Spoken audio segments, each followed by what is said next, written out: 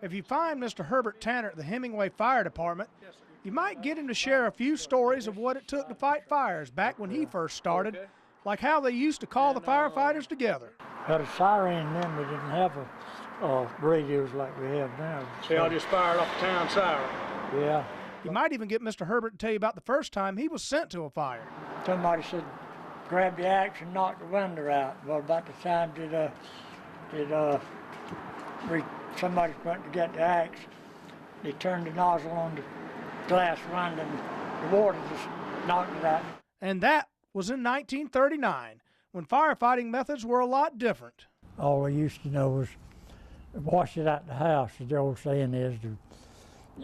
Nothing but just pour one solid stream, but we've come a long ways from that. Back in 1939, when Chief Tanner first started with the fire department, they didn't even have uniforms.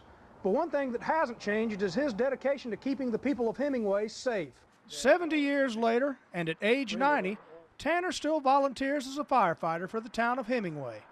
He gave up being chief some time ago, but still drives the town's truck when calls come in. Of course, I do handle the hose some, but I mostly run one of the engines, one of the pumpers. He might not take on all of the jobs anymore, but that hasn't slowed his excitement.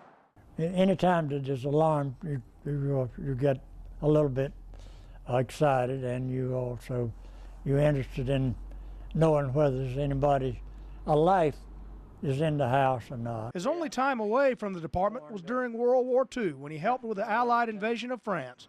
The only payment he's ever taken from the town is appreciation for his service. But even though most folks his age don't work anymore, let alone fight fires, Mr. Herbert says as long as there's fires in Hemingway, he'll be there to fight them.